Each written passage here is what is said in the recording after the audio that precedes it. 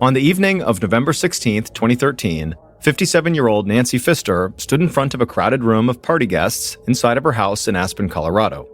Nancy held up a bottle of expensive champagne and called out to get everyone's attention. Her guests turned and watched their host like she was a queen holding court. Nancy had blonde hair and blue eyes and looked like she could have been a model.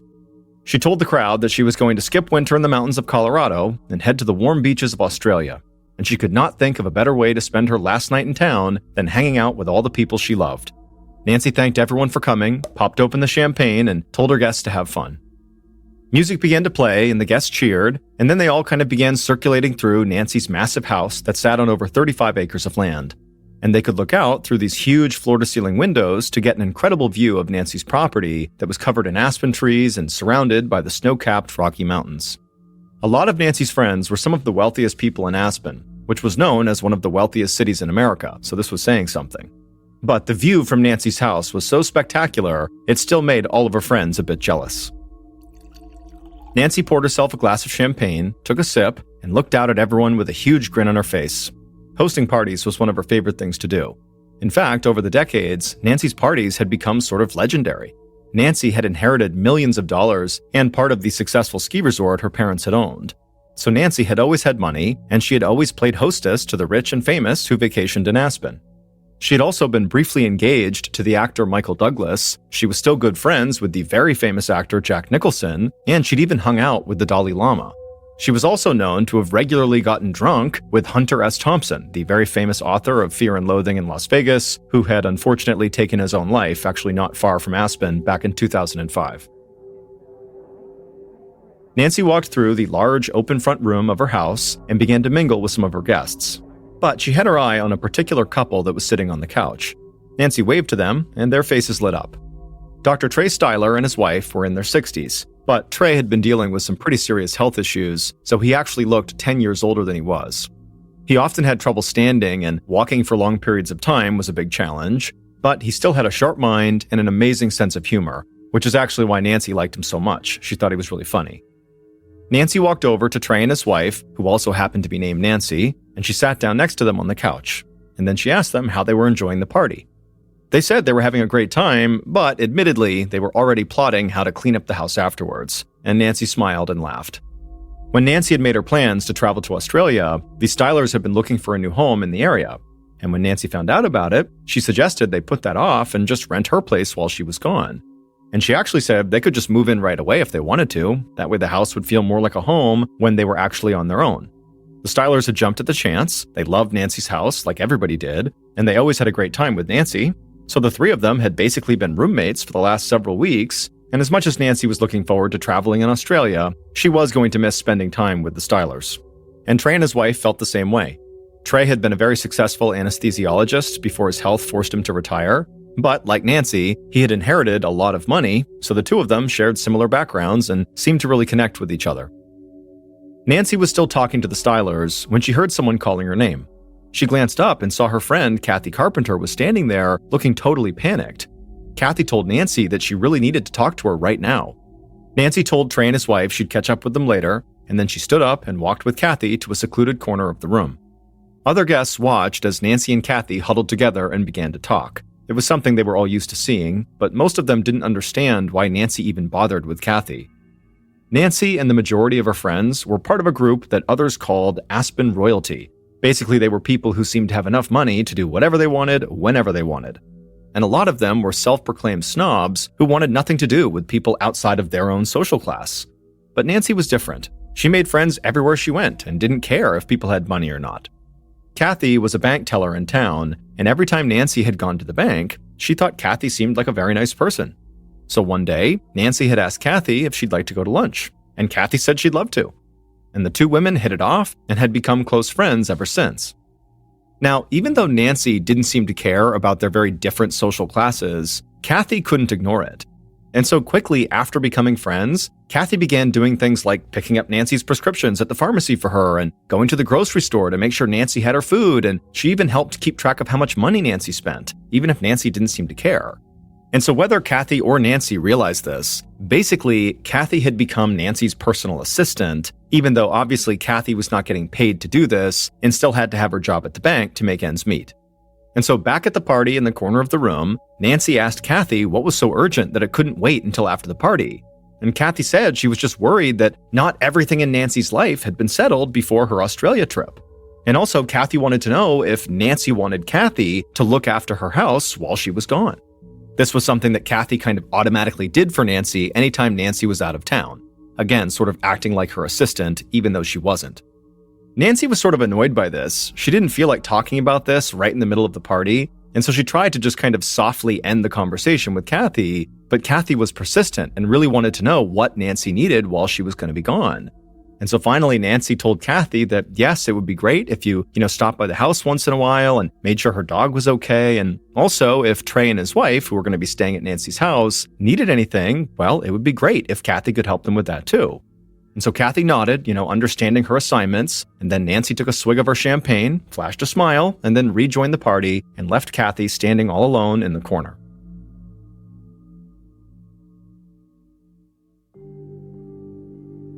Three months later, on the morning of February 22nd, 2014, Kathy opened up Nancy's front door with her own key. She walked into the front room, and she found Dr. Trey Styler and his wife waiting for her. Trey sat in a wheelchair with a couple of suitcases at his side, and Nancy's dog was laying at his feet. Over the past few months, Trey's health problems had only gotten worse, and he was really struggling to walk a lot of the time. Kathy looked frazzled, like she often did, and she asked the Stylers if they had everything and if they were ready to go. A few days earlier, Nancy had emailed Kathy to say she was coming home from Australia. When Nancy had left, she actually had not set a return date, at least not officially, but now this email served as letting people know she was coming back home. And so Kathy wanted to make sure everything in the house was perfect for Nancy when she got home, and that meant making sure Nancy had the house to herself.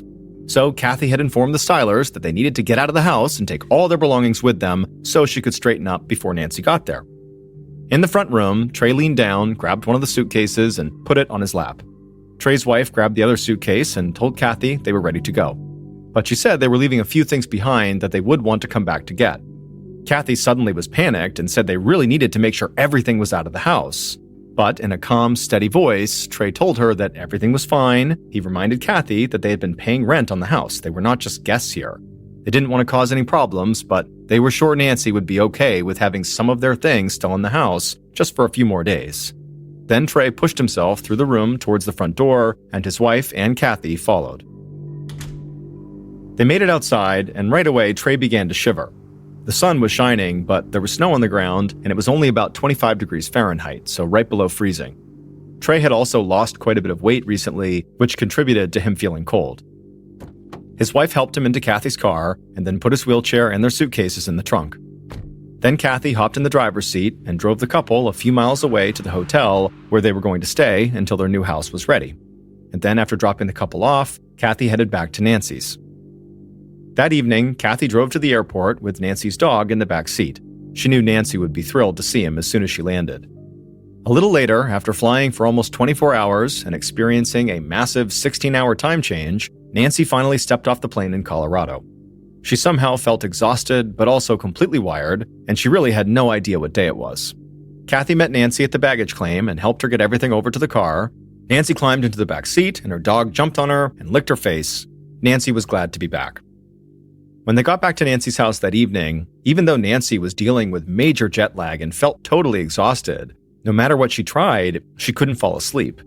So Kathy just stayed with her that night to make sure she really was okay and that if she needed anything, she would go get it. And then for the next 36 hours, Nancy just really couldn't quite fall asleep, and so she was just totally exhausted and miserable. But then finally, on the morning of February 24th, so a day and a half after Nancy got home, she just totally crashed. Kathy stayed in the bedroom with Nancy for a bit, but when it was clear Nancy really had fallen asleep and was not going to wake up anytime soon, Kathy went down to the kitchen, and she made sure Nancy's dog had plenty of food and water, and then she found a piece of paper and a marker, and she made a do not disturb sign. Kathy knew that secretly, Nancy hated being woken up before she was ready, and so she did not want anybody to disturb Nancy. And so Kathy walked outside, and she taped the sign to the front door. Then she got into her own car and drove back to her own apartment. On the morning of February 26th, so 2 days after Kathy left Nancy's house when Nancy had finally fallen asleep, Trey and his wife came back to Nancy's house to get the rest of their stuff. They saw the Do Not Disturb sign that was on the door, and they assumed Nancy had to be sleeping, but they still wanted to get their things, and they also really wanted to talk with Nancy to make sure everything was okay with the house. So Trey's wife used her key and they opened the door, and the second they went inside, they were hit with this horrible smell. Trey covered his mouth and nose and wanted to go back outside, but his wife said she heard something and she rushed to the kitchen. There, she saw Nancy's dog pacing back and forth and squealing. His food and water bowls were empty, and he had used the kitchen floor like a bathroom. Trey's wife looked at the scene completely confused. Nancy could be flighty sometimes and leave town almost on a whim, but she loved her dog and always made sure he was well taken care of anytime she was gone. But Trey's wife told herself, maybe Nancy hadn't heard the dog squealing because she was in a really deep sleep, still worn out from her trip. So she went upstairs, walked down the hall to Nancy's bedroom, opened the door, and went inside. And when she did, she felt even more confused about the whole situation. Because Nancy wasn't in there. And it looked like her bed had been totally stripped, like Nancy had gone to do a load of laundry and never came back or something. Trey's wife immediately headed right back downstairs and found her husband still waiting by the door, and she told him what she saw. So Trey's wife called Kathy at the bank where she was working and filled her in. When Kathy heard what was going on, she said this all sounded really strange because Nancy had been sleeping when she left the house, and Kathy had made sure the dog had plenty of food and water. So did this mean Nancy hadn't checked on the dog in over 2 days? Trey's wife said she would clean it all up, take the dog out, and make sure he was okay and fed before she left, but she was worried about Nancy. Kathy said she felt the same way. So she hung up and called Nancy, but it went straight to voicemail. So she sent Nancy several text messages and also an email. But by 5:30 p.m., when Kathy got off work, she still hadn't heard anything from Nancy. So she drove straight to Nancy's house. A few minutes later, Kathy arrived at Nancy's. She first checked on the dog and then went upstairs to Nancy's bedroom. And when she went inside, she saw the bed was stripped, just like Trey's wife had said. Kathy walked about 15 feet across Nancy's bedroom to a large walk-in closet. Now, this closet was bigger than a lot of people's bedrooms, and Nancy had actually converted it into a meditation room. She had hung Tibetan prayer flags on the wall and filled it with candles and personal keepsakes. Kathy knew that Nancy did not like anyone going in that closet, but she knew she had to go in because she had to find Nancy. And so Kathy first knocked on the door of this meditation room, but it was silent inside. So she eventually reached down and grabbed the doorknob, but when she turned it, she felt that it was locked, and Nancy's key to the closet was nowhere to be found. So Kathy ultimately walked back downstairs, went outside, got in her car, and sped back to her apartment, and there she grabbed her duplicate key to Nancy's walk-in closet that Kathy kept on its own keychain, and then with the key in hand, she drove back to Nancy's house. At about 5:45 p.m., Kathy walked into Nancy's bedroom again, and this time she saw something she'd overlooked. There was a small splash of blood on the headboard of the bed, and when she saw this, Kathy began to shake. Then Kathy slowly turned towards the meditation room, the walk-in closet, and she began walking in that direction. And when she got there with shaking hands, she used her key and opened the door. And when she looked inside, at first, it looked like the way it always did, with all the different keepsakes and the flags and the candles. But right as Kathy was about to leave, she noticed something on the ground. And when she looked more closely, she began to scream.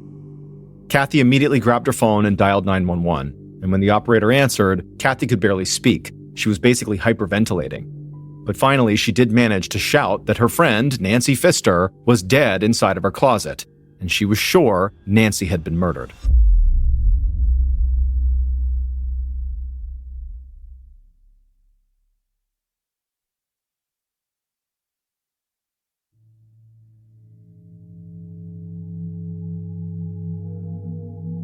Kathy's 911 call took the Pitkin County Sheriff's Department by complete surprise. Crime was rare in Aspen, Colorado, and there hadn't been a murder in town in over a decade. And on top of that, almost everybody in the area knew who Nancy Pfister was. She was basically a celebrity in Aspen. If Nancy really had been murdered, the county police knew this would be their highest profile case in a very long time. So they immediately reached out to the state police and the district attorney's office for help. And not long after that, an investigator with the DA's office named Lisa Miller parked her car in the long driveway in front of Nancy's house and stepped outside. Investigator Miller was tall with light brown hair, and she was wearing a gray wool overcoat and dark sunglasses. Miller had a reputation for being a staunch advocate for victims and for being very straightforward when dealing with suspects.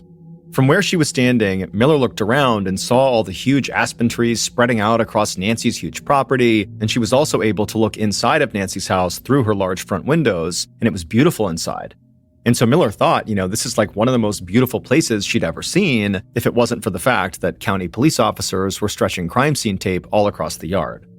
Miller saw a couple of deputies talking with Kathy a few feet from Nancy's front door, and she also saw Sheriff Joey DeSalvo standing nearby with Nancy's dog. Miller waved to DeSalvo and walked over to him. She asked him if he had seen the body yet, but DeSalvo just shook his head, and Miller could tell he was on the verge of tears.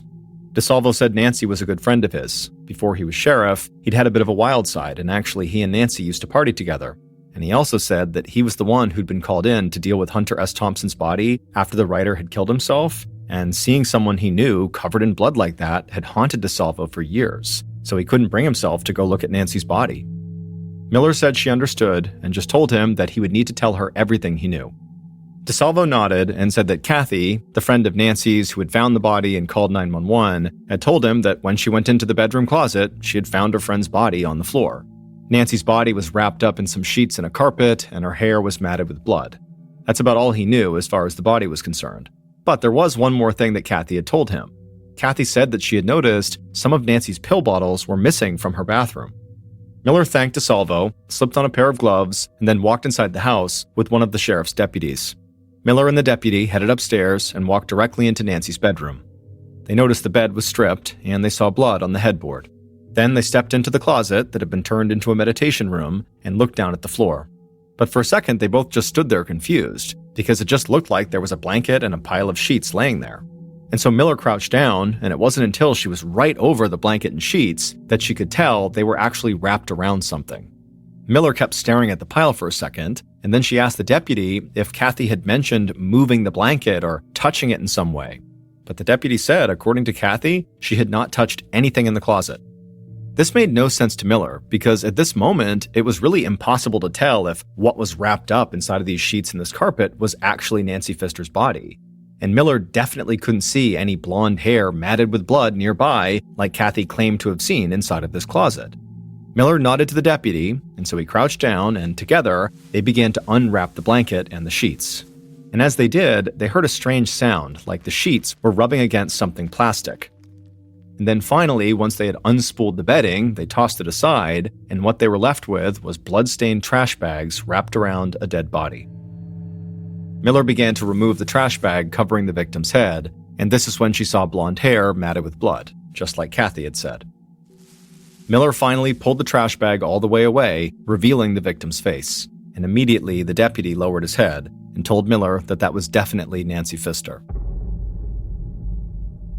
Miller wanted to wait for the state forensics team to arrive before handling the body anymore, so she and the deputy stepped out of the closet and began to search the rest of the house.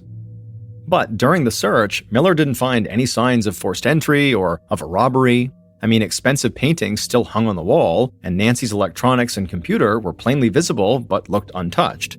And so Miller headed back outside into the cold winter air, and she saw Kathy, so she walked over to her and introduced herself, and she told Kathy they would need to talk at length at some point. But for now, Miller said she only had one question. Had Kathy touched the blanket or the sheets on the floor inside of that closet? Kathy shook her head and said no. She said she really had not touched anything in the closet, and as soon as she saw her friend's body on the floor, she called 911. And so Miller thanked her and went back inside of Nancy's house. Not long after Miller's initial sweep of the house, state forensics officers arrived on the scene. They followed Miller to Nancy's bedroom and began searching for prints, and they also took a sample from the blood spatter on the headboard. Then they flipped over the mattress and found several large bloodstains on it. After that, the officers went into the closet and began to do a thorough search of the body. All the while, Miller kept looking back and forth between the closet and the bed. The bloodstains on the headboard and the mattress made it seem like Nancy had been attacked in bed and then dragged, 15 feet or so across the room to the closet.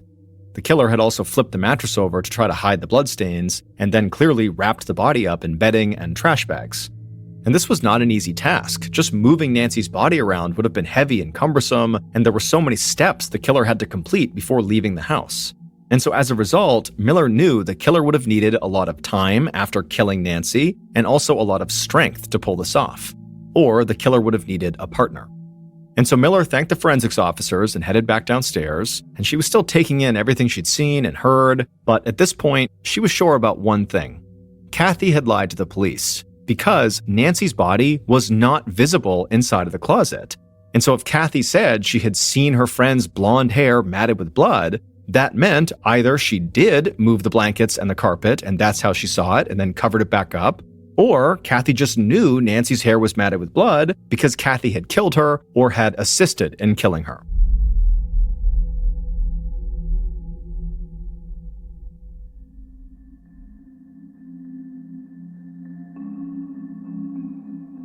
Investigator Miller knew that the murder of a wealthy socialite would send shockwaves through Aspen, and it would quickly lead to gossip and panic among locals and vacationers, so she didn't waste any time. Not long after Miller searched Nancy's house, she told Kathy to come down to the sheriff's station to meet with her and county and state police investigators. That day, Kathy stepped into the small interview room at the station. Kathy was average height with long brown hair, and she wore jeans and a red sweatshirt.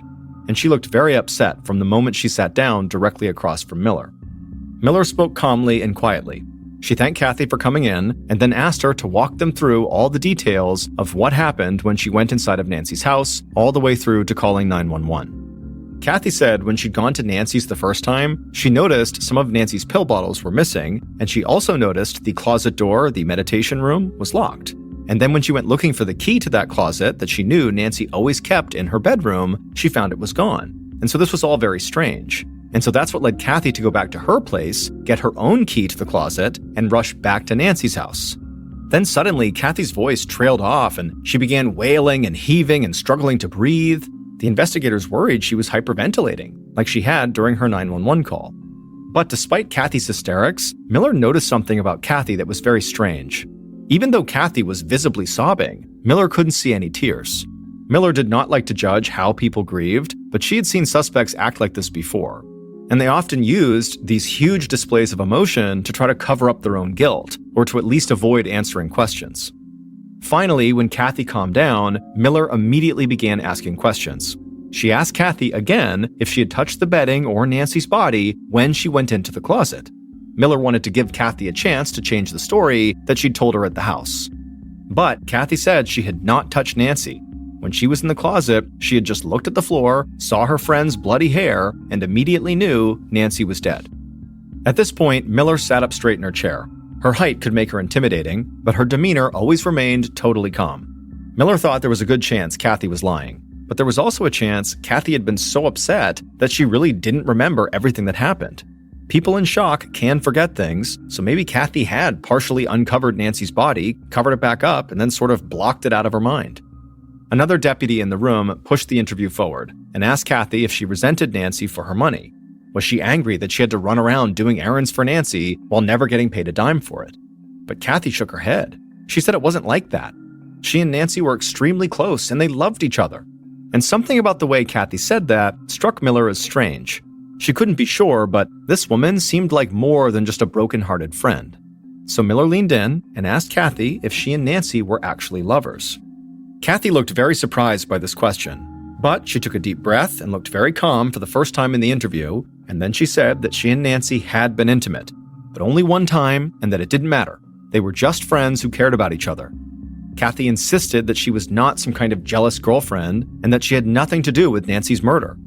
Miller didn't show any sort of reaction on her face. She had no idea if Kathy was actually telling the truth about being intimate with Nancy only once, but she thought that if it was true, certainly once could have been enough to complicate the relationship. And so after a tense silence, Miller asked if Kathy could think of anyone who might have wanted to hurt her friend. Kathy sat there silent. An angry look came across her face, and then she nodded.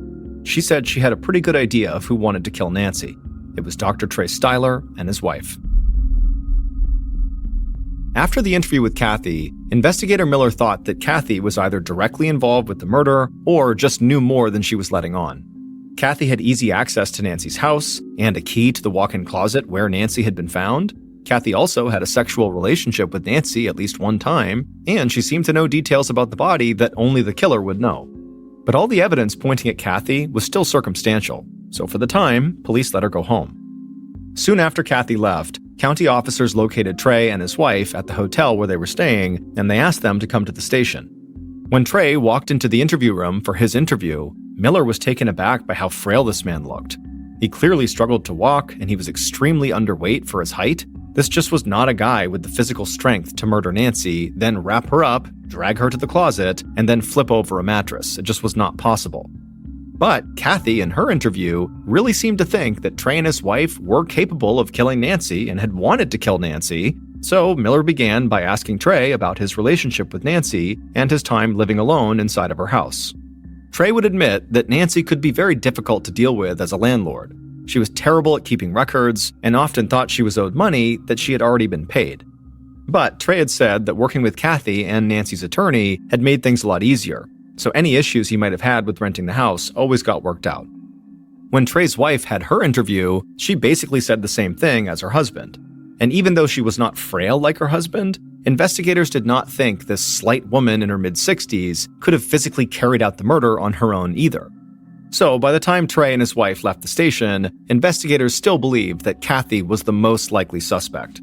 And Miller thought there were two key pieces of evidence they needed to find to directly link Kathy to the murder. There were Nancy's missing pills and Nancy's missing key to the closet.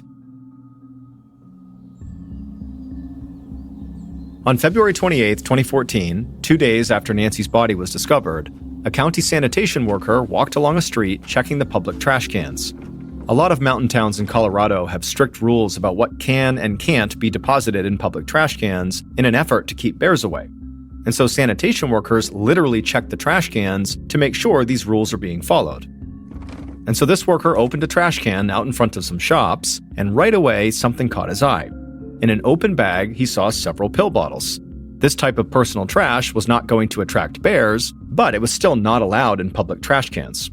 So he leaned in to grab the bag, and when he got closer, he saw the name on the bottles, Nancy Pfister. Like everybody in the area, the worker knew about Nancy's murder, so he immediately contacted the sheriff's department. Investigator Miller got word that the missing pills had been found, and she couldn't believe her luck. It was like a prayer had been answered. Then, the following day, a man was walking down the sidewalk not far from where the pills had been found, and he saw something on the ground, glinting in the sunlight. He bent down and saw it was a key, and there was a tag on the keychain that said Owner's Closet. He picked it up and handed it over to a county police officer who was parked nearby. And back at the sheriff's department, it did not take long for officers to realize that this key was the missing key to Nancy's meditation room. And so investigators started to feel like they must have a guardian angel or something. In the span of 2 days, 2 random people had located key pieces of evidence that helped break the case wide open. Because the locations where the key and the pill bottles had been found made it pretty clear who had gotten rid of them. So, over the next couple of weeks, investigators followed up on the evidence, shored up their case, and then made an arrest. Then, about 3 months later, in June, investigator Miller, along with officers from the county and state police, sat in an interview room and listened to the killer's full confession.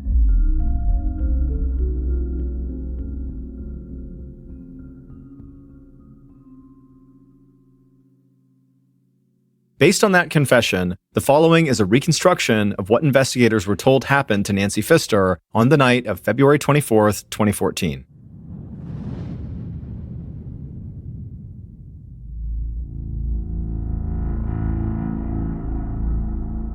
That night, the killer stood at the bottom of Nancy's stairs inside of her house, holding several trash bags and an electrical cord in one gloved hand and a hammer in the other. They walked up the stairs slowly, trying not to make any noise. Once they reached the second floor, they headed down the hall and walked into Nancy's bedroom. The killer saw Nancy asleep in her bed. She had her headphones in, and she was wearing an eye mask to block out any light. This put the killer at ease. It didn't look like Nancy was going to wake up and fight back. So the killer walked over to the bed and put down the trash bags and the cord, but kept the hammer in their hand. Then they just stood there staring at Nancy as she slept. After taking a breath, the killer slowly raised that hammer up into the air and then smashed it down into Nancy's head. The killer felt Nancy's skull crack, but they immediately raised the hammer again and kept swinging it down at her head and face. As they did, blood splashed against the headboard and ran down into the mattress. Eventually, the killer stopped their frenzied attack and lowered the hammer, and then stared down at Nancy's now dead body. Then they dropped the hammer onto the trash bags, and then took the top blanket off the bed and placed it on the floor, Then the killer quickly pulled the bloody sheets off the bed and threw those on top of Nancy's body, and then they grabbed the corners of the blanket and began to drag the blanket with Nancy on top of it over to the walk-in closet. When they reached the closet, the killer noticed Nancy's key was sticking out of the lock on the closet door. So they dropped the blanket, used the key to open the door, and then dragged Nancy inside the closet. Then they ran back into the bedroom, grabbed the trash bags, and went back into the closet. There, the killer crouched down and wrapped Nancy's head in one of the bags. They cinched it tight around her neck using the electrical cord. Then they also wrapped up her torso and her legs with the other trash bags. Once they were satisfied, the killer also wrapped Nancy in her own bed sheets, as well as her own blanket, and then left her right in the middle of the closet. The killer stood up and looked down at the floor where Nancy was, and to them, it was barely even noticeable that a body was under all those layers. So they stepped out of the closet, closed and locked the door, and pocketed Nancy's key. Then they went back to Nancy's bed and flipped it over so the blood wouldn't show. Then the killer went into the bathroom and took a few pill bottles from the counter. They figured this might make it look like Nancy had just taken off for a few days. Finally, the killer headed downstairs, carrying the hammer and the pills in their hands, and as they exited the house, they could hear the sound of Nancy's dog barking in the kitchen. But they didn't care. They just rushed out to their car, hopped inside, and drove a few miles away to the hotel where they were staying. In the days following Nancy's murder, investigators came to believe that Kathy was involved, because it looked like she had lied, and because she knew details that she could not have seen without handling the body. But then, police received those two key pieces of missing evidence, Nancy's pill bottles and her closet key, and they were both found right near the hotel where Trey and his wife were staying. And when investigators followed up with them, they discovered that Trey and his wife's relationship with Nancy had actually totally fallen apart while Nancy was in Australia. Nancy was not just absent-minded when it came to getting her rent like Trey had suggested. Instead, she was aggressive and kind of a bully. She wanted the Stylers to pay several months' rent, which was over $13,000, in cash all at once. But Trey insisted that was not what they had agreed to, and his medical bills were draining his savings, so paying that all at once really was not an option. Over the course of Nancy's trip, both parties got their attorneys involved and started accusing the others of trying to rip them off. So by the time Nancy finally flew back to Colorado, Trey and his wife had made it clear they were very, very angry at her. In fact, they had told Kathy on several occasions that they wished Nancy was dead. And it would turn out Kathy had basically said the same thing to the Stylers. She also seemed fed up with Nancy, specifically the demands Nancy kept putting on her. And she said there was a dark and cruel side to Nancy that really only people close to her saw. Her public perception is she was not this snobby, awful person, but, behind closed doors, at least to Kathy and to the Stylers, she was. When investigators learned all of this, they no longer believed Trey and his wife were innocent, but they also didn't believe that this couple was physically capable of committing this murder without help. So investigators became convinced that the Stylers and Kathy had killed Nancy together. And in March of 2014, police arrested Trey, his wife, and Kathy. But then in June, when all three suspects were behind bars, investigator Miller sat and listened to a full confession, but that confession only came from Trey. He claimed he had planned and carried out the murder all by himself. His wife and Kathy had nothing to do with it. In fact, Trey explained that he'd experienced this insane jolt of adrenaline on the night of the murder, something he had never felt before, that made it feel like he had no health problems. And so he said that was how he was able to kill Nancy with a hammer, drag her body to the closet, and wrap her up in blankets, sheets, and trash bags. And so based on Trey's confession, his wife and Kathy were eventually released from jail. Trey was ultimately sentenced to 20 years in prison, but in 2015, he hanged himself in his cell. After Trey's death, his wife received a $1 million life insurance payout, and she would go on to write a book about Nancy Pfister's murder. To this day, some people involved in this investigation do not believe Trey Styler acted alone, that basically he confessed in order to protect Kathy and his wife. In 1985, Kevin O'Keefe was a 36-year-old outdoor enthusiast that lived in Sacramento, California. He loved being out in nature, going hiking and camping, and in fact, he had always wanted to go camping in Alaska. By the summer of 1985, Kevin was actually doing research on areas in Alaska that he could potentially go camping, and he settled on this area called Glacier Bay National Park, which even by Alaskan standards is particularly wild and totally remote. Kevin planned to go camping on his own, so he decided he would need to take a class on how to survive the Alaskan wilderness because he's going to be out there by himself and he's chosen this place that's incredibly rugged. So he actually enrolled and participated in a class teaching you how to go camping in Alaska. Then on September 20th of 1985, he flew from Sacramento to Juneau, Alaska, where he commuted his way up to Glacier Bay National Park. When he arrived at the park's headquarters, he went up and introduced himself to the park rangers that were working there. He told them he'd be over near the Wolf Point area, which was an area right against the water, and he said he was going to be here for about 3 weeks. He planned on leaving on October 10th. So everybody who works there is aware that there's this guy, Kevin O'Keefe, who's going to be by himself for almost 3 weeks camping near the water. No one in Kevin's family or any of the park rangers heard from Kevin for the next couple of weeks. But the whole point of this trip was basically to escape reality and go live in nature for a few weeks, so no one's raising any red flags.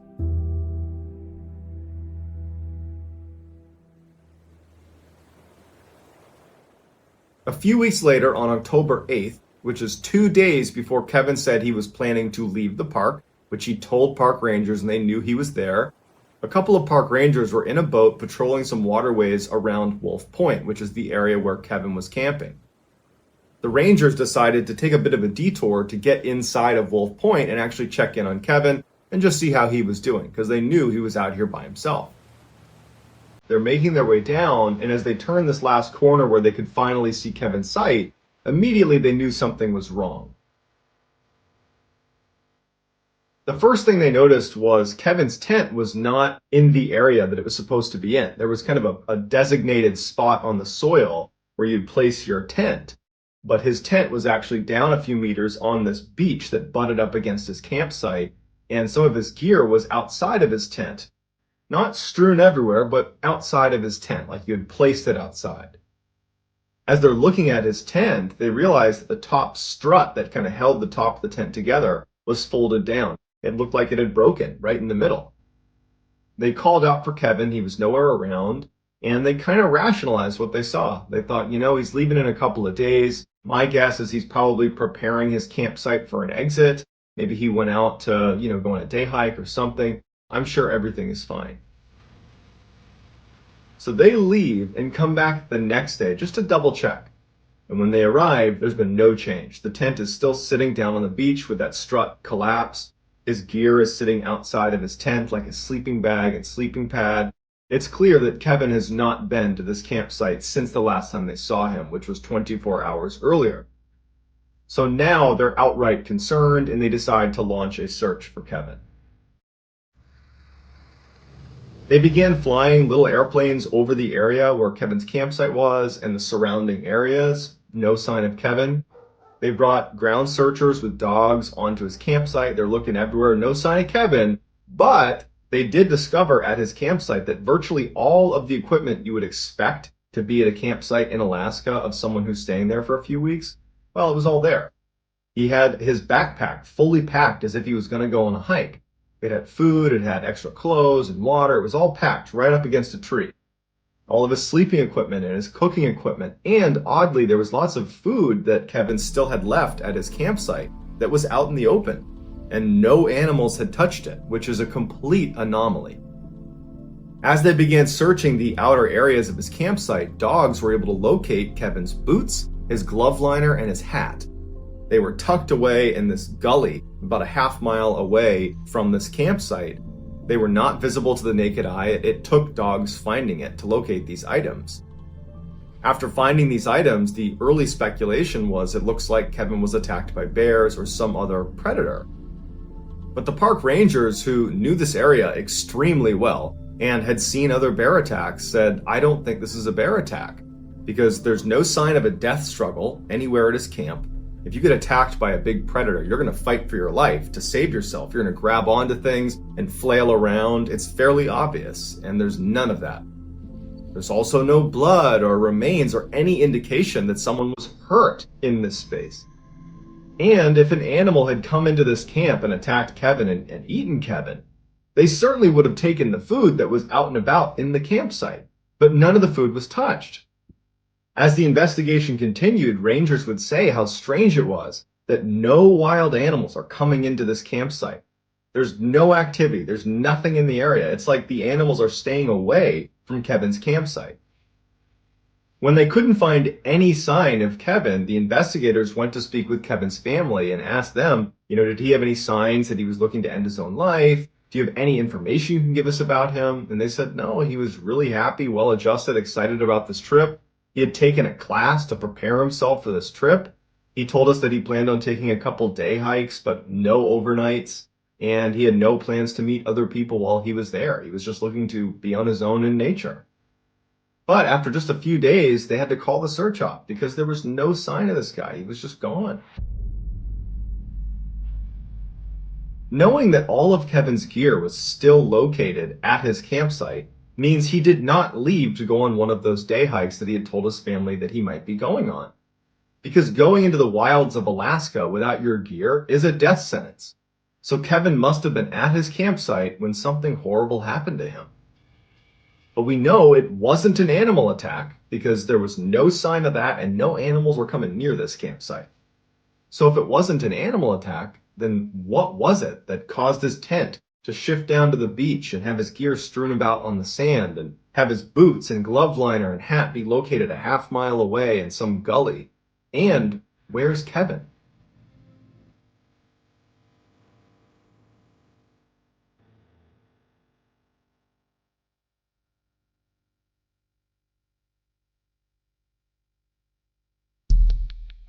The next and final story of today's episode is called The Broken Tent.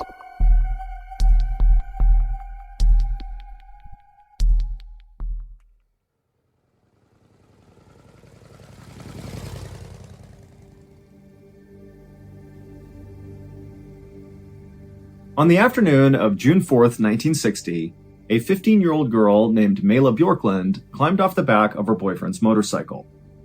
Her boyfriend was an 18-year-old named Nils Gustafsson, and this couple had just driven 18 miles from the city in southern Finland where they lived to get to this beautiful forest and lake where they, along with another couple, were going to go camping.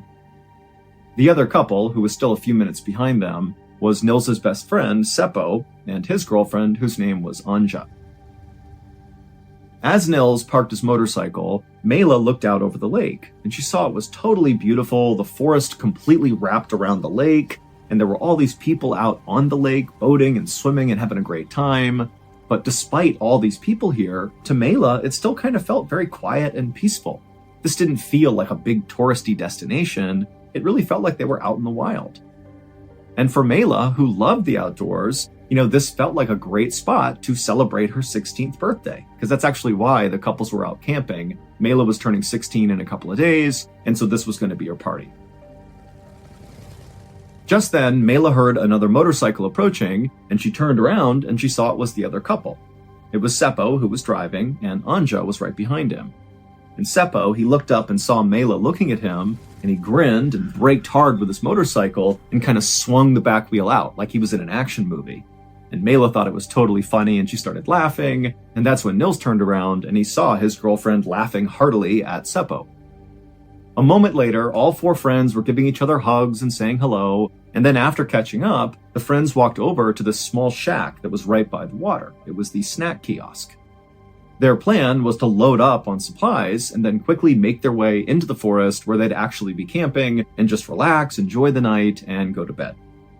But as the friends walked towards the snack kiosk, Seppo made a joke about how his motorcycle was way better than Nils's motorcycle.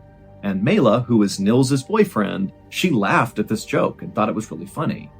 But as she was laughing, she happened to look over at Nils, her own boyfriend, and she could tell, he just looked upset, like he was scowling at her and also at Seppo. And immediately, Mela felt really bad, because she was thinking, maybe Nils thinks I'm flirting with Seppo by laughing at all of his jokes. Now, keep in mind, Mela really liked Nils, and they had really just started dating, but for really the first time in Mela's life, she was dating someone who clearly liked her back. She had been in other kind of small relationships where it felt very one way, but this was different. And so Mela really did not want Nils to think anything was going on with her and Seppo, because there was nothing going on. But when Mela looked over at Nils again to kind of confirm that he really did look mad, he didn't look mad. He was smiling and laughing again. And so Mela told herself, she must have just imagined that Nils was never upset. It was all in her head. So Mela reached over and grabbed Nils's hand, and the two couples walked the rest of the way over to the kiosk.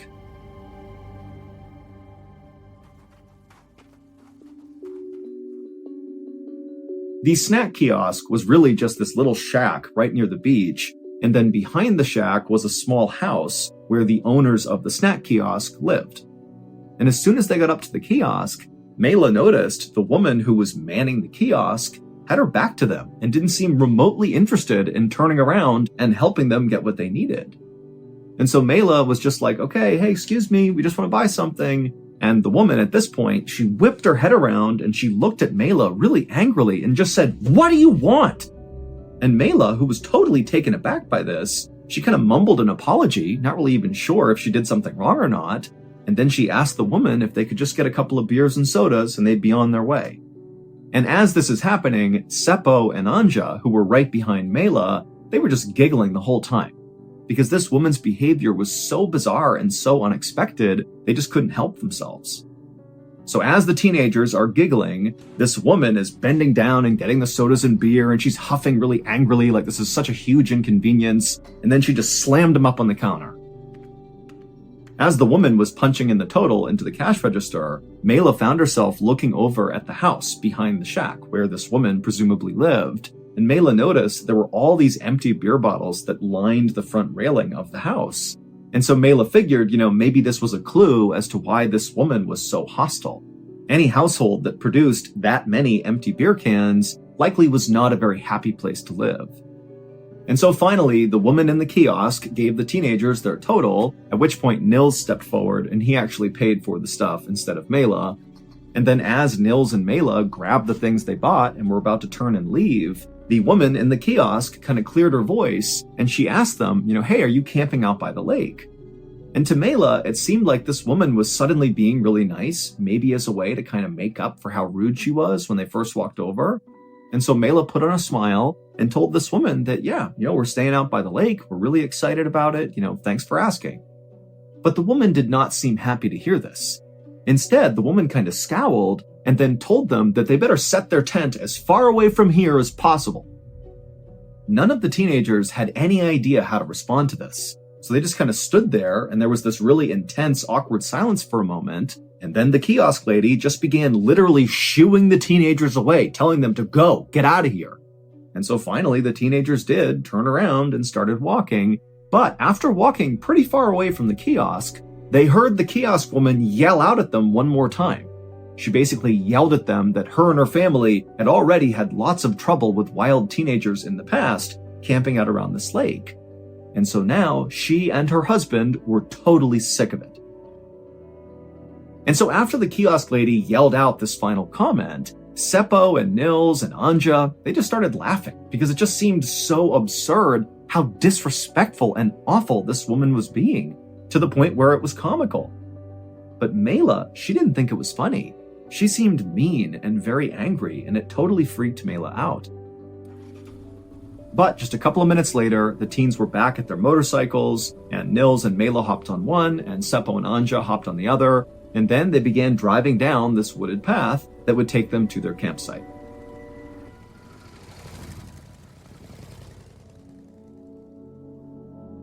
The ride to their campsite was a very short one, and where they were positioned was on this piece of land that sort of jutted out onto the lake.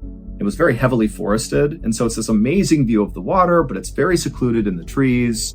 And so right away, Nils and Seppo, they parked their motorcycles up against the trees, they pulled out a simple canvas tent, and they strung it up between two birch trees, and then with their campsite all set up, they grabbed some beers, and the friends began to drink. And it didn't take long before Mela had totally forgotten about the kiosk woman and how awful she had been. After all, Mela had really been looking forward to this trip, and now she was here at the campsite, relaxing with her friends. I mean, this was great. Also, Mela was really excited about her relationship with Nils. It was a relatively new one, and it was obvious that, for once, her boyfriend was somebody who liked her as much as she liked him. And also, Nils was very handsome, and he was popular, and he had this dark brown hair that he combed straight up, and he always wore this leather jacket everywhere. And so Mela just really liked being around him. He was super cool and made her feel really grown up. After sitting around for about 30 minutes to an hour, just having a couple of drinks and swapping stories and kind of easing into their night, the friends eventually made their way down to the water, and they went swimming for a while, and they continued to drink down by the dock. And then when they were tired of swimming, the teens just laid on the dock and enjoyed looking out at the sunset. Even though actually in Finland at this time of the year, it's not really a sunset because the sun does not actually fully set. And so when this happens, these are known as white nights, which are very beautiful. I mean, it's kind of like this hazy glow in the sky from the sun not quite setting. And so on this night that the teens are out there on the dock, they had this beautiful, white night to look up at. And for Mela, she felt like this was the perfect birthday celebration. In fact, she would jot down in her diary later that night just how amazing everything was going and how much fun she was having with Nils and their friends. Finally, the teens were done down by the dock, so they grabbed their things, they went back up to the campsite, they dried off, they changed, and then all four of them piled into their one little tent to go to sleep. And eventually, all four of them would drift off to sleep, but then at some point in the middle of the night, Mela woke up. And she heard rustling sounds outside the tent, and so she wondered if, maybe one of the friends had gotten up, and so she sat up and looked out the tent, and she couldn't see anything. She just saw the kind of hazy night sky from the white night, and she couldn't really tell if everybody was inside the tent or not. But then suddenly, a dark, shadowy figure moved in front of the tent flap, the open tent flap. And so this shadowy figure totally blocked all the light that was coming into the tent from the white night. And then this shadowy figure looked into the tent, and they had these bright, glowing red eyes. And before Mela or anybody else in the tent could do anything, there was a snapping sound, and the tent fell down on top of them.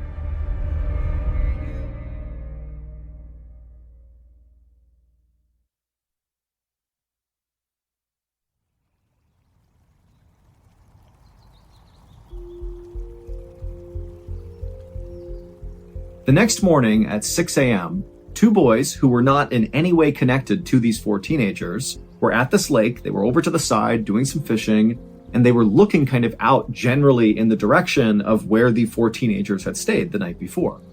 And this particular day, the lake was not remotely crowded like it was the day before. Basically, it was a ghost town. And suddenly they saw emerge from the forest, basically where the teens had camped, was this young man with blonde hair who was just running away from where that campsite was. And so these boys just stared for a second at this random guy with blonde hair running away from the campsite until the boys lost interest and just went back to fishing. As the morning wore on, more and more people came to the lake, but nobody made their way out to the campsite where the teenagers had been the night before. That is, until a father and his two sons decided to head out that way to go to that dock to go swimming. And so this father and his sons began walking on the same wooded trail that Nils and Seppo had driven their motorcycles on to get out to that camping site, and he eventually makes it to the clearing in the forest where this campsite was, and right away he spots what looks like a crumpled heap of canvas kind of sitting between two trees, and he couldn't really tell what it was. And so the father walked a little bit closer to investigate, and eventually he realized what they were actually walking up on, at which point he threw up a hand to stop his sons from going any closer, and he turned around and he told his kids, "We have to leave right now." And so the father and his sons, they run back up that trail, they find a phone, and they call the police.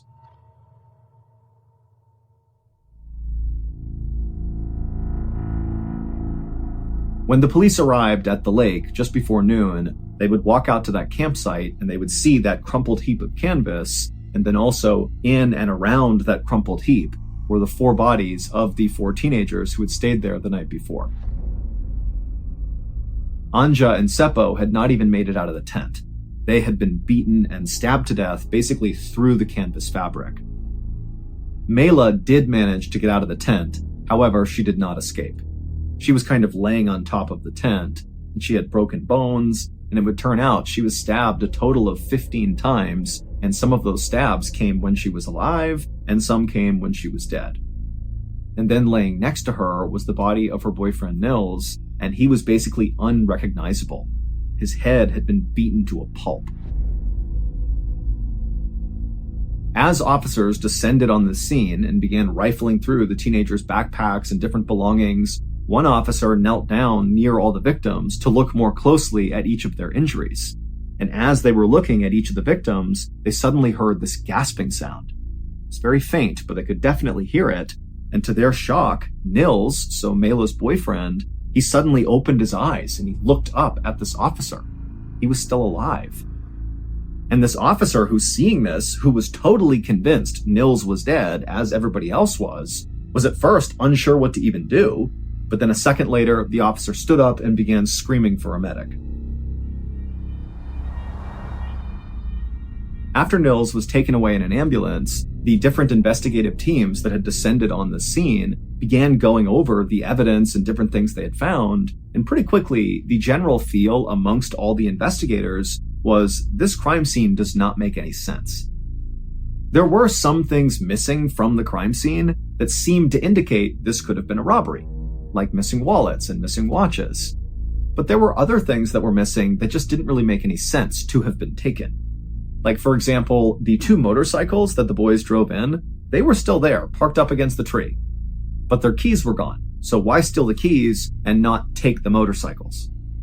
And then also, Nils's prized leather jacket and his shoes were also missing.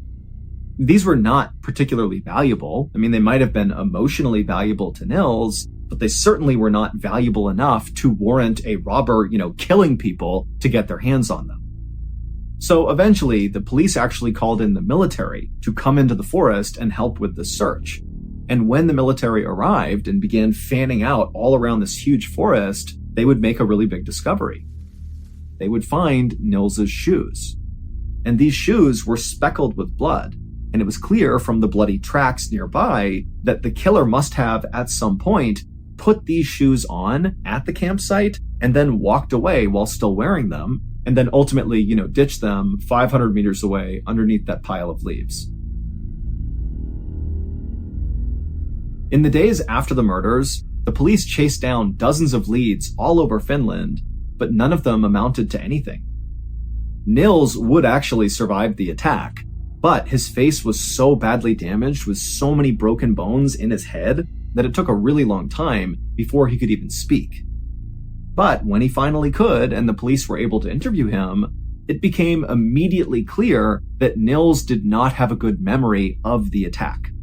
And in fact, the day of the attack, basically the whole day, he didn't really remember it. However, Nils would remember one thing. He said during the chaos of the actual attack, he distinctly remembered seeing a dark, shadowy figure with these bright red, glowing eyes. But the police couldn't just go out and look for a dark figure with red eyes, and so instead they just made a note of this and continued their investigation. The only real lead the police got were from those 2 boys who were fishing out on the lake a day after the murders happened, where they saw that guy with blonde hair running away from where the teens had camped. Now, these 2 boys didn't know the significance of what they were seeing, but obviously when the news broke about the murders, they recalled seeing that guy right in the area where they now knew, that's where the murders had happened. And so the police created a composite sketch of, what the boys thought they saw, this blonde guy running, and they would send this sketch all over Finland, and they would ask people, to come forward if you've seen this guy. And loads of people immediately came forward and said, yep, I've seen that guy. But it would turn out the police were getting loads of false reports because the sketch looked like lots of men in Finland. So this was not a unique enough sketch, basically. However, there was one tip that came into police that did really stand out. The day after the murders happened, a man named Hans Aspen checked into a hospital located about 13 miles away from where the lake was, where the murders happened. And this guy Hans, when he checks into the hospital, he starts complaining of having these really intense stomach pains. But the doctors don't believe him because Hans actually just appears to be very drunk and very aggressive. First of all, he looked exactly like the police composite sketch of the blonde running guy. Like he was that guy. And also, Hans was filthy. He was covered in dirt and mud, and there was all this dirt kind of embedded in his fingernails like he had been digging with his hands. And he also had all these red stains all over his clothes that he refused to explain. And so eventually, one of the doctors called the police, and when the police interviewed Hans, they would discover that he had a history of violence, and he also said he used to be a member of the Nazi Party, and he also was a member of the Russian secret police, and all of this just seemed like a lie, but basically he seemed like a very erratic and unstable person. But Hans had a rock-solid alibi. On the night of the murder, Hans was located in a city about 15 miles away from where the murders happened, at his girlfriend's house with his girlfriend and also his girlfriend's sister and brother-in-law. And so as much as they wanted Hans to be their guy, the police learned, obviously he's not. And this was basically how the entire investigation went. The police would interview over 4,000 people, but despite all that, they still could not figure out who did this. And so slowly, the case went cold. And that was it for 44 years. Lots of theories, but not one suspect. But then, in 2004, prosecutors made a stunning announcement. They said the killer was Nils Gustafsson, the 18-year-old boyfriend of Mela, who was the only one who survived the attack. And the prosecutors pointed to two pieces of evidence to support this theory. The first piece of evidence was there was this woman who was staying out at the lake on the night of the murders, not far from the teenagers' campsite, who remembered overhearing two men really aggressively fighting before the murders ultimately happened.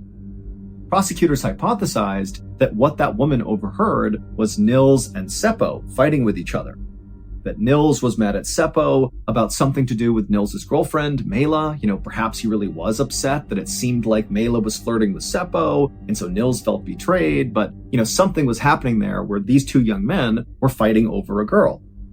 In the prosecutor's eyes, this would also explain why Mela had been stabbed so many times. That basically Nils must have been so furious about whatever was happening between Mela and Seppo, and then, his rage took over and he really took it out on his girlfriend. The second piece of evidence the prosecutors used to support this idea that Nils was the killer were Nils' shoes, which were found under those leaves about 500 meters away from their campsite. The prosecutors said there was blood on the shoes, but not in the shoes. And none of the blood that were on these shoes belonged to Nils.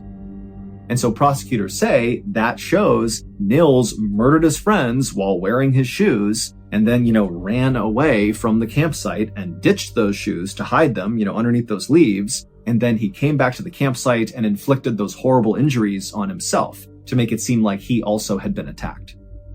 So in the end, Nils, 44 years after the fact, got arrested for these murders.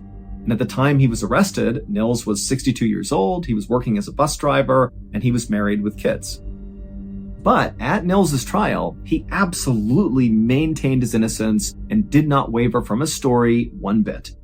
He basically said, look, I can't remember all the details of that day. I don't remember the attack very well. I don't really know what we did leading up to it, what happened after it. But what I do remember is I saw a dark, shadowy figure with glowing red eyes. That's all I remember. And the jury completely believed him, and he was easily acquitted, and in the end, Finland would even give him a huge monetary settlement for his mental suffering.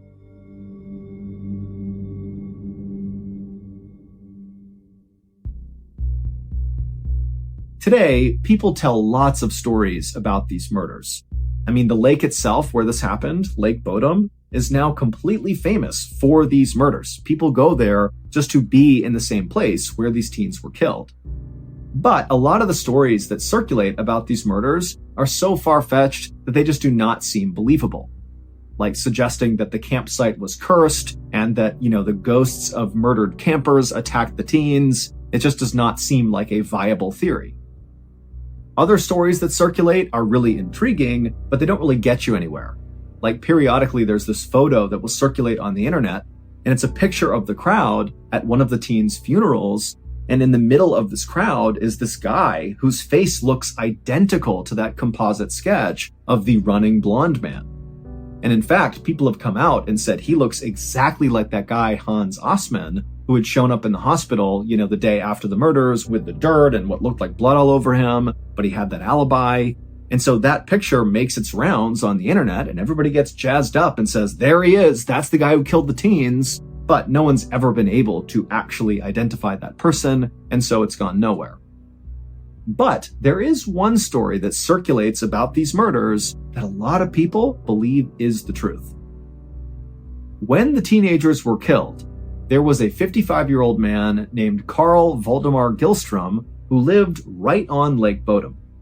And Carl had a reputation for being really nasty and sometimes even lashing out at the campers who stayed in this area. And in fact, Carl would often get drunk and literally go and attack the other campers. He would cut down their tents in the middle of the night, he would throw rocks at their campsite, and then one time, he even fired a gun at a camper who was riding past him on a moped. He missed, but this guy is an absolute nightmare. And so after the murders happened, locals who knew about Carl immediately went to police and they were like, that's the guy who very likely did this. This is totally something he would do. But when police went and tried to speak to Carl, they wound up speaking to Carl's wife, who was the kiosk woman. The woman who was so nasty to the teens when they first arrived and basically told them to get away. Yeah, so the police talked to her and she would tell police that Carl was with her and her kids when the murders happened. And so the police believed her and never really considered Carl a serious suspect. But in the Lake Bodom area, when people heard he was not being looked at closely, people felt like this was a huge mistake. But 9 years after the murders, so at this point the case is totally cold, Carl is having a drink with his neighbor out near the Lake Bodom area, and as they're just sitting there having drinks, relaxing, Carl winds up admitting to the neighbor that he was the Lake Bodom murderer. He literally said to his neighbor, don't you understand that I'm the murderer of Bodom? And the neighbor apparently was so caught off guard and so horrified by this that they said to Carl, well, if that's the truth, you should go drown yourself. And then the next day, where was Carl found? Out in the lake, drowned, right near where the teens had been attacked. Now, the police were never able to actually figure out if his death was accidental, or if he had done it to himself, or if somebody else had done it to him.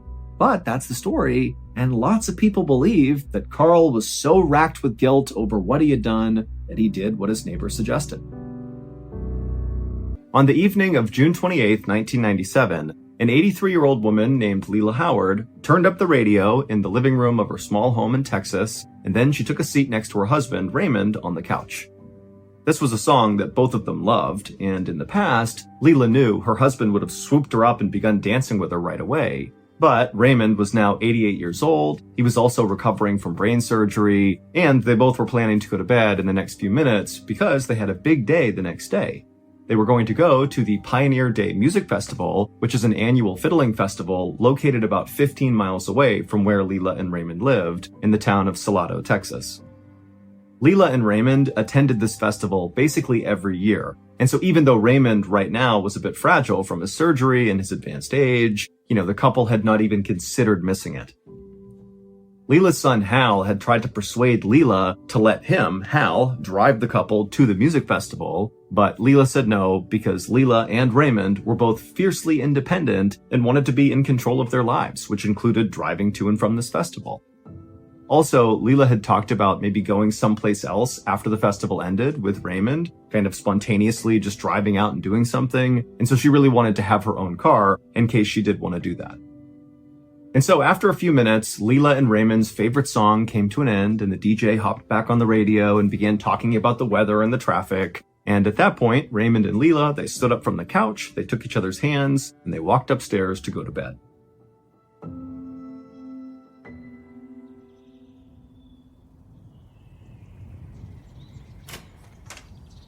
The next morning, so June 29th, Leila and Raymond walked out the front door of their house, and they walked down to their driveway where their Oldsmobile car was parked. Leila helped Raymond get into the passenger seat, and then Leila took her spot in the driver's seat. And then a few moments later, after they were all buckled in and situated, Leila fired up the car, backed out the driveway, and began driving.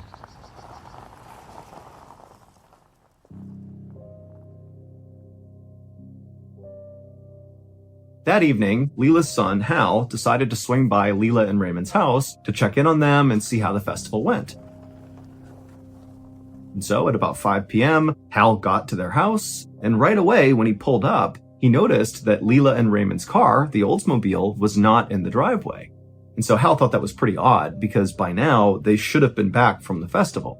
In years past, they would always get home by about 3 p.m. at the absolute latest because they didn't like staying out late, and so it just seemed odd that they were not back by now. But at the same time, Hal knew that Leela had been thinking about maybe going out and doing something spontaneous after the event was over, and so he thought, maybe his mom and Raymond were out driving around somewhere and they'd be back later. But just for good measure, Hal did park the car and he walked up to the front door of the house and he did knock. But when there was no answer, he thought, you know what, I'll just go home and come back in a few hours and check in on them at that point.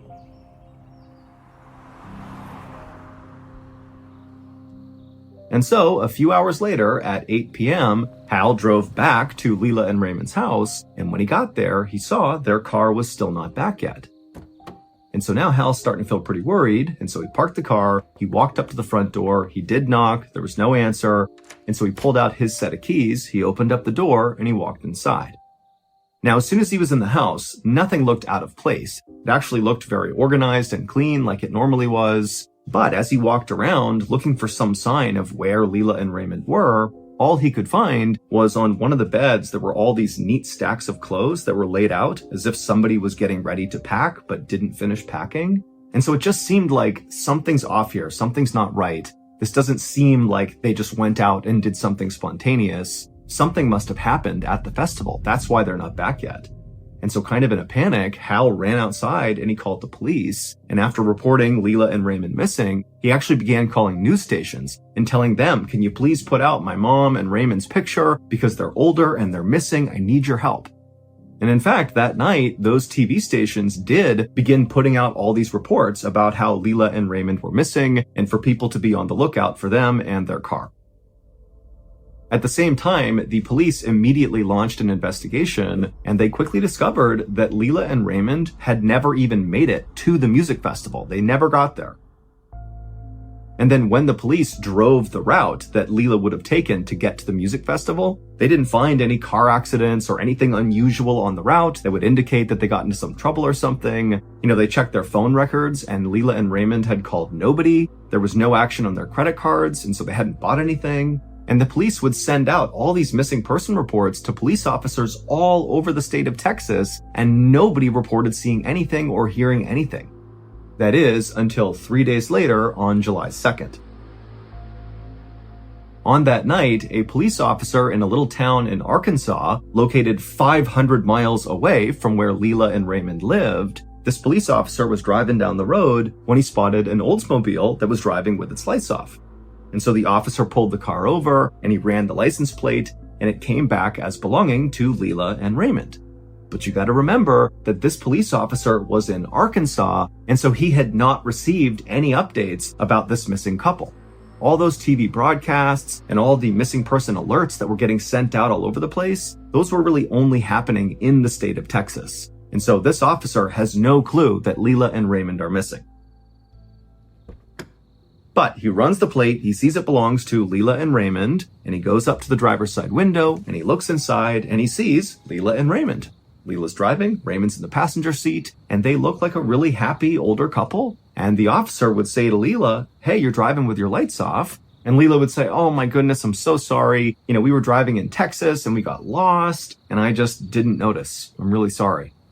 The officer believed her and felt like these were good people who just made an honest mistake. And so he just flicked her lights on and said, I'm going to give you a warning. No big deal, no ticket, but be careful with your lights. You got to make sure those are on at night. And Leela said, thank you very much. Of course, I'll be very careful with my lights. And then actually the officer gave Leela directions on how to get back to Texas from Arkansas. And then he got back in his cruiser, and then he watched as Leela and Raymond pulled onto the main road and then disappeared into the darkness. The police officer in Arkansas who pulled them over would eventually put it together who he had pulled over, and at that point, Arkansas would get in on the search for Leela and Raymond.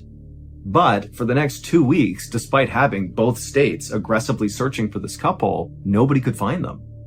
That is until July 12th, so that's 10 days after Leela and Raymond got pulled over by that cop in Arkansas. On that day, these two young boys were walking by a small stream in a town called Hot Springs, Arkansas, when they began to smell a terrible smell. They would end up telling their parents, who would come back to the stream and they'd smell it too, and they would end up alerting the police, and the police would come out and they would search that entire area, and they would find Leela and Raymond's Oldsmobile at the base of a 25-foot cliff, and inside the vehicle were Leela and Raymond, and they were both deceased. It looked very much like Leela and Raymond had driven off this cliff and they had landed down below, and that's what killed them. But when investigators went up to the top of that cliff, there were no skid marks on the cliff itself, which meant Leela, who was driving, never hit the brakes as she went over the cliff. Nobody knows why Leela and Raymond abruptly left their town and drove hundreds of miles into Arkansas instead of going to their favorite music festival, although their family members have speculated that it could be because Leela and Raymond had declining cognitive function, and so they basically didn't know what was going on, and that's why it happened. But this story about Leela and Raymond is what inspired a very, very famous song from the late 1990s. It's called The Way by Fastball, and for copyright reasons, we can't play it for you, but I'll sing you a line and see if you can remember this song.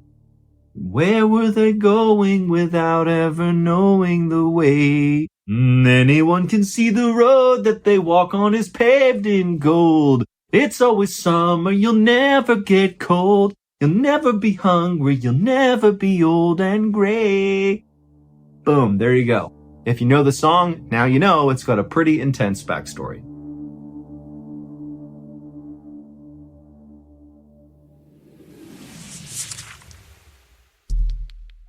Our next story is called High Stakes.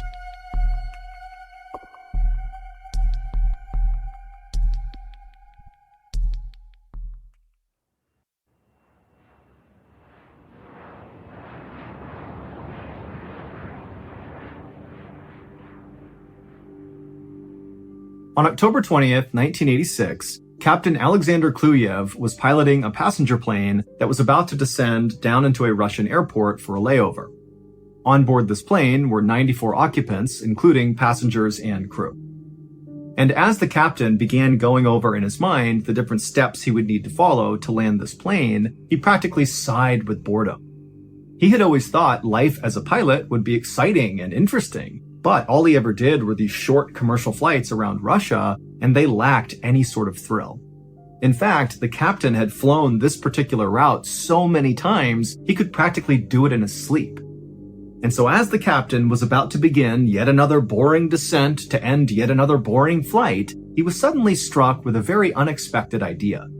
And as he thought about it, he stopped what he was doing, and he just turned to his co-pilot, whose name was Gennady Zernov, and he said, "Hey, Gennady, can I ask you something?"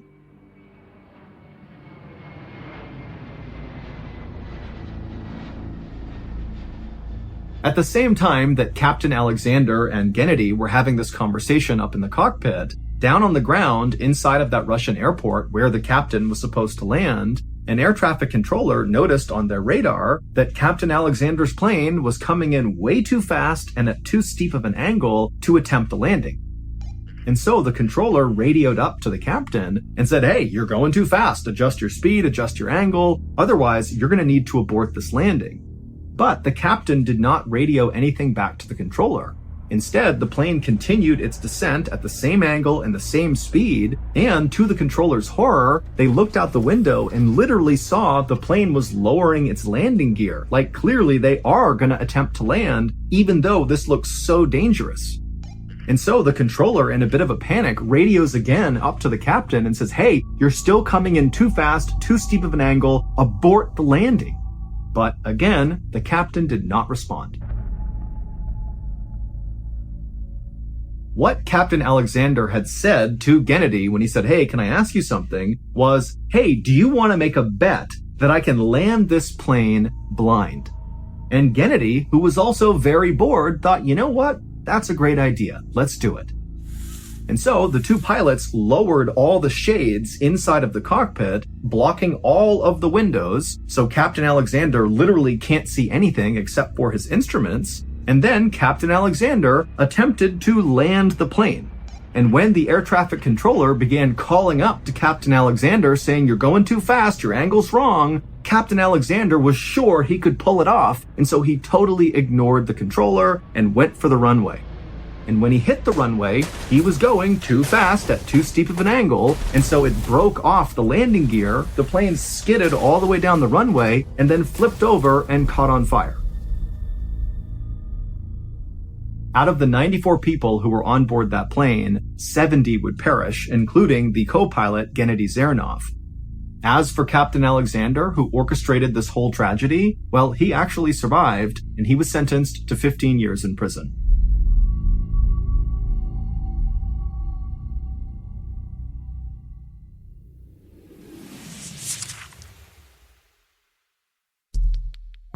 The next and final story of today's episode is called Baltic Fleet.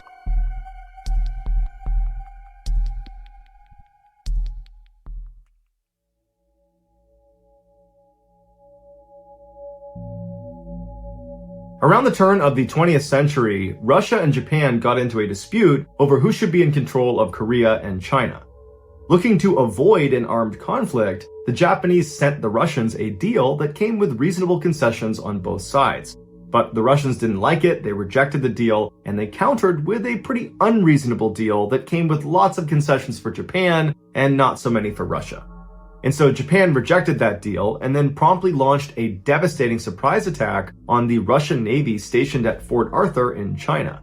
This attack would officially start the one-year-long Russo-Japanese War.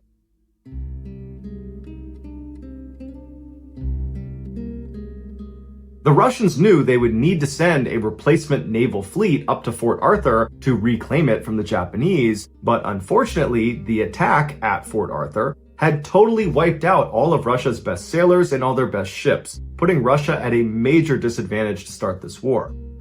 And so as Russians are wondering what they're going to do next, the Russian Emperor, Tsar Nicholas II, authorizes an unbelievable mission. He orders the Russian Baltic Fleet to set sail from their harbor in northern Europe and sail 18,000 miles around the world to Japan, where they will defeat the Japanese and then reclaim Fort Arthur. The fact that none of the Baltic Fleet ships were designed to sail that far of a distance, or that there were literally 0 refueling points along their massive projected path, was considered largely inconsequential and ignored. What was also considered inconsequential was how absurdly unqualified the Baltic crew was. The sailors were mostly illiterate peasants that did not grow up on the coasts, and so they showed up for military training with no seafaring skills. And then after their military training, they still had no seafaring skills because the Baltic Fleet's harbor was frozen solid almost year-round. But the Tsar believed the man he had put in charge of this crew, Admiral Rojesvenski, would make up for their deficiencies. And this belief was not unwarranted. Admiral Rojesvenski was the best Russian officer that had not been killed in that Japan surprise attack. He had significant combat experience, and he had a wickedly bad temper. He didn't care who you were. If you were doing something he didn't like, he was going to beat the crap out of you. Literally. And when he was told he was going to be in charge of this fairly inexperienced crew, he was certain his rough style would whip these Baltic boys into shape, and they would be very successful. But when he laid eyes on the Baltic Fleet, he realized this was going to be a little bit more challenging than he realized. In addition to being less than satisfied with his fighting crew, he was equally dissatisfied with the 2 senior officers that were assigned to be his direct support.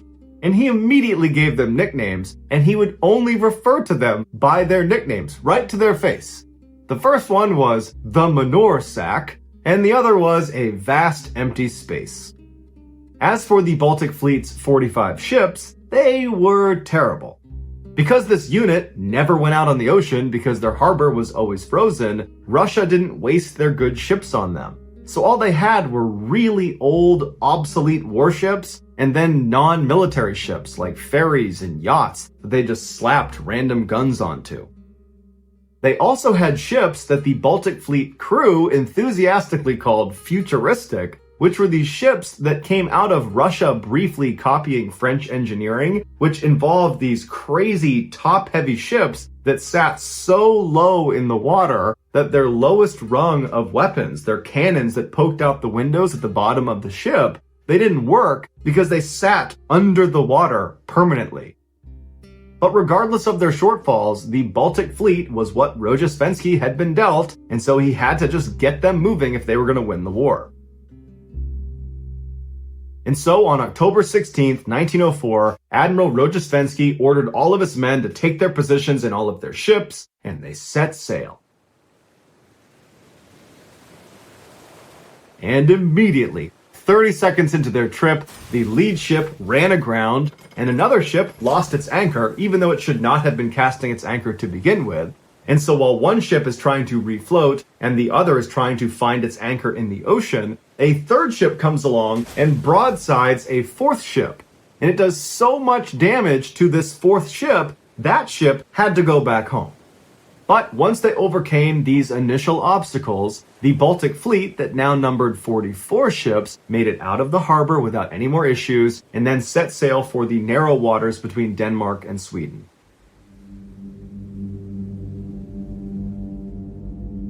As they drew closer, Manure Sack informed Rojestvensky that there might be an issue, that he had heard rumblings amongst the crew that they believed Japanese torpedo boats were stationed off the coast of Denmark waiting for them to get there.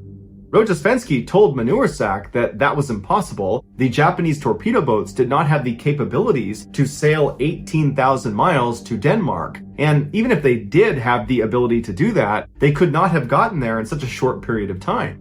But Manure Sack told Rojestvensky that unfortunately, even though logically that makes sense, this rumor had spread all across the crew. And so Rojestvensky began sending out messages to all the other ships, telling them there are no Japanese torpedo boats waiting for us off the coast of Denmark. Everybody just needs to calm down. And these messages did appear to work at first, because eventually another rumor began to circulate, one that Rojestvensky was not really aware of as it was happening, and that was that the crew began to believe there was a huge minefield underneath them. Everywhere they went, there was a minefield. And everybody got so worked up about it that it made its way back to a lot of the captains actually piloting the different ships. And at some point, the pilots just began doing these evasive maneuvers, and Rojestvensky's looking around wondering what they're doing, and they began crashing into each other, trying to avoid this minefield. When Rojestvensky finally figured out what was going on, he sent out even more messages telling them that there's no minefield under us. It's totally safe. Everybody just needs to calm down. And so it took Rojestvensky going out on deck and firing shots into the air to finally get people to stop believing they were on top of a minefield. But just a couple of hours later, after Rojestvensky had gone back up to the bridge and was just looking out, surveying his fleet as they carried on towards Denmark and Sweden, when all of a sudden, towards the very front of his fleet, he heard this unbelievable barrage of cannon fire. One of his own ships was engaging something out in front of the fleet. But Rojestvensky was too far away to see what it was, and then a message came through from the attacking ship, whose name was Kamchatka, and they said they were surrounded on all sides by at least 8 Japanese torpedo boats. And so Rojestvensky runs out onto the deck, looking out towards the horizon, expecting to see these 8 Japanese ships, but he doesn't. And then all of a sudden, the shooting just completely stops, and it's silent. And then Rojestvensky notices on his right side a small little fishing boat is making its way right up alongside his.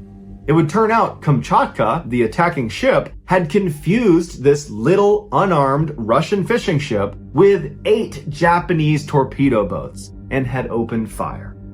But luckily, even though they fired hundreds and hundreds of rounds at this little boat, none of them hit the boat, and so the fishermen were fine, and the fishermen had actually been sent to the boat, specifically by Tsar Nicholas II, to tell Rojestvensky that he had been promoted.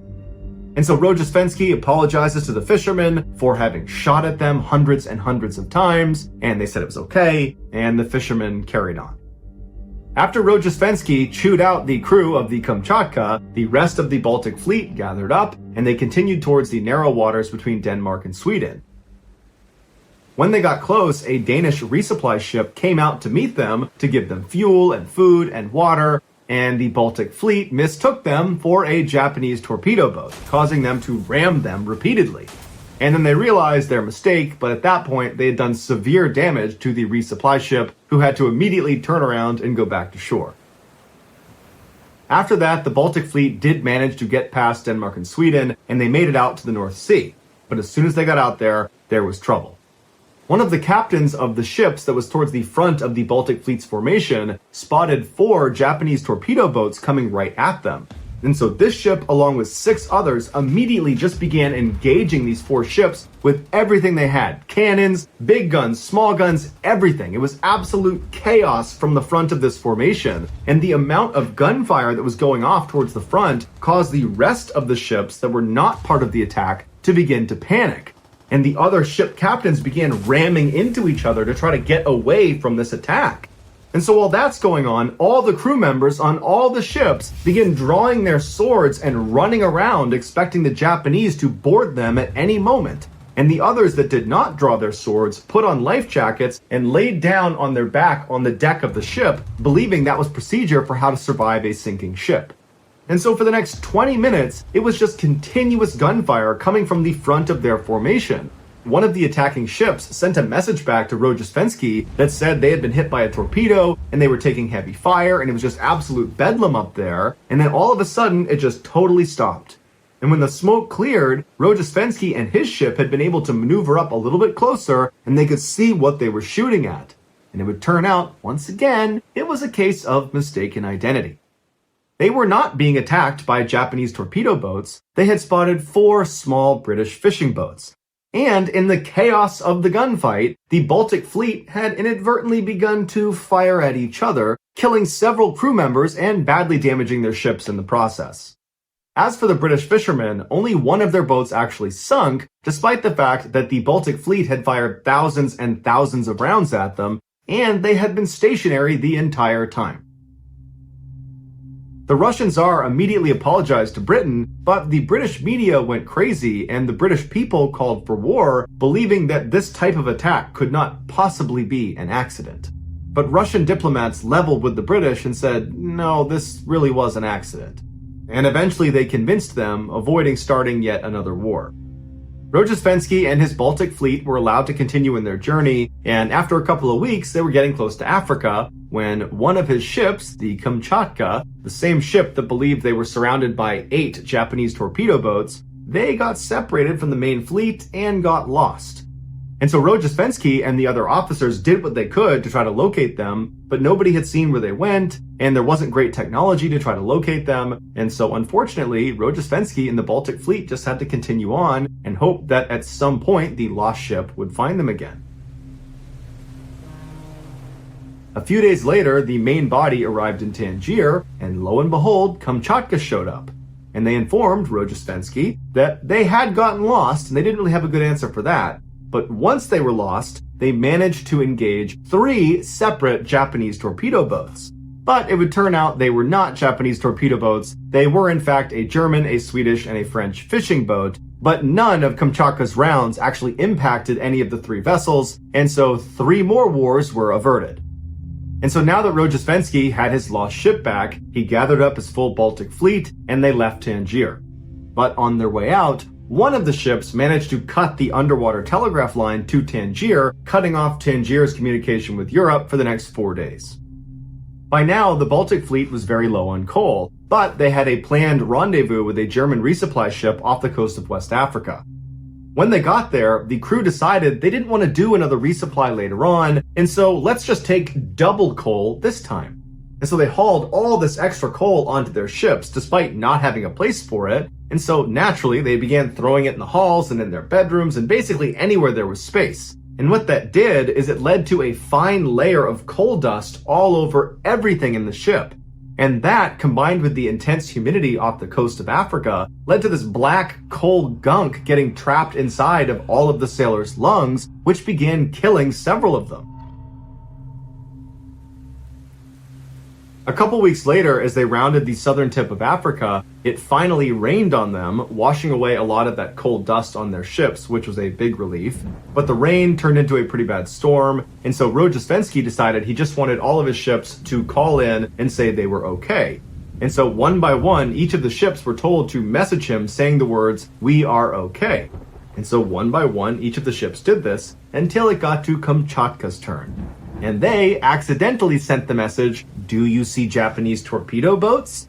And of course, this message spread like wildfire across the entire crew, which led to mass hysteria, and Rozhdestvensky's trying to send out messages to say, no, there's no Japanese torpedo boats, but it's too late, the other captains are panicking, and they're ramming into each other and firing blindly into the wind. From that point forward, every night, Rozhdestvensky would go up onto the bow of his ship, and he would scream obscenities at Kamchatka. When the Baltic Fleet finally made it to Madagascar, the morale amongst the crew was very low. And so when they docked in Madagascar, the crew decided it would be a good idea to boost their morale by buying some pets to bring back on board the ship with them. And the pets they decided to bring back were crocodiles and poisonous snakes. When their handlers smuggled them back on board their ship, they immediately escaped down into the bowels of the ship. When they went looking for them, they couldn't find them because the ships were in such bad shape. There were all sorts of cracks and holes all over the interior for these animals to escape to. And so the men just had to accept there were very dangerous predators just living on their ship with them.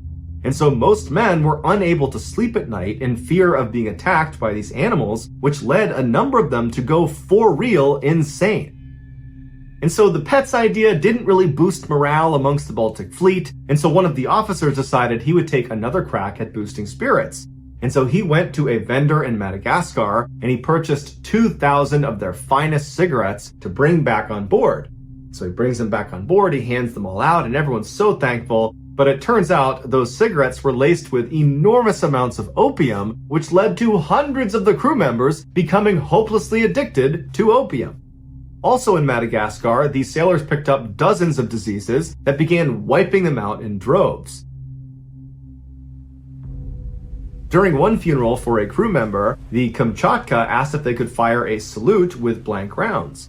They were given permission, but they accidentally fired live rounds into the ship right next to them. When Rozhdestvensky and the rest of the Baltic Fleet finally left Madagascar, their only refrigerator on board one of their ships broke, which spoiled all of their meat, tons and tons of meat. And so they began throwing it overboard, which attracted hundreds and hundreds of sharks, which circled their ships for the rest of their journey. Rozhdestvensky desperately wanted to find a way to somehow train the remainder of the Baltic Fleet how to be somewhat militarily competent. And so he decided he would make them all do target practice because that had been a big issue on this trip so far. And so he had one ship attach a long line that was connected to a target in the water, and that ship would pull the target along, and the other ships would take shots at the target. And so all of the ships on Rozhdestvensky's call began firing at this target, and after thousands and thousands of rounds, they didn't hit the target once. However, they managed to continuously shoot the ship that was pulling the target. For Rozhdestvensky, this was the final straw. He felt like he could do absolutely nothing to make the Baltic Fleet an actual military force. And so he sent a message back to the Tsar and said, you gotta replace me. I need to resign and somebody else needs to come in and take over. And the Tsar said, no, this is your fleet. And so begrudgingly, Rozhdestvensky continued on leading the Baltic Fleet until they finally, after 7 total months on the sea, were within striking distance of their target in Japan. The night before, as they prepared for their attack, they went into stealth mode where all the ships killed all of their lights, so they're totally dark, with the exception of their hospital ship. That kept their lights on. This was considered a rule of war at the time, which both sides abided by. And so while the Baltic Fleet was sitting out in the waters outside of Japan, a small fishing boat began coming towards them. Now, the fishing boat could only see the lit-up hospital ship. They could not see the 43 other darkened ships. And so a crew member on board this hospital ship came up to the railing, and he recognized the fishing boat was actually a Russian fishing boat. And so he waved them down, and when the Russian fishermen came outside, the crew member told him, you gotta stop, because there's 43 ships behind me that have their lights off. Do not go this way, go around. And so the Russian fisherman thanked him and turned around and went on his merry way. Except that wasn't a Russian fisherman, it was a Japanese sailor on board a Japanese torpedo boat. And now they knew exactly where the Baltic Fleet was. And so that night, the Japanese Navy completely surrounded the Baltic Fleet, and then the next day at daybreak, they launched their attack. It was called the Battle of Tsushima, and it was obscenely lopsided. The Japanese Navy completely wiped out the Baltic Fleet, killing 4,000 of their crew members and capturing 7,300 others, which included Rojestvensky, who had been badly wounded in the battle, but he would survive. In contrast, the Japanese only had 100 casualties.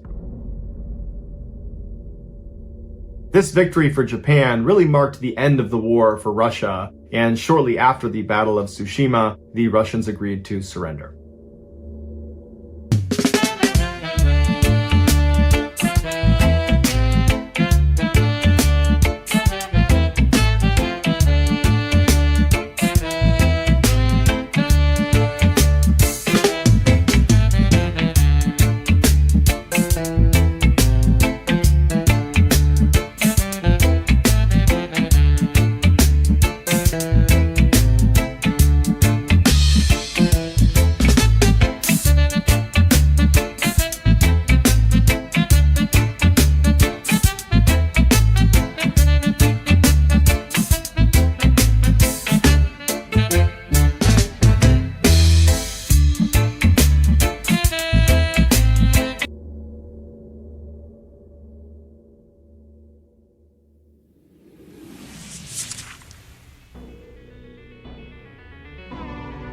Thank you for listening to the Mr. Ballen podcast. If you enjoyed today's stories and you're looking for more bone-chilling content, be sure to check out all of our studio's podcasts, not just this one, but also Mr. Ballen's Medical Mysteries, Bedtime Stories, Wartime Stories, and Runful.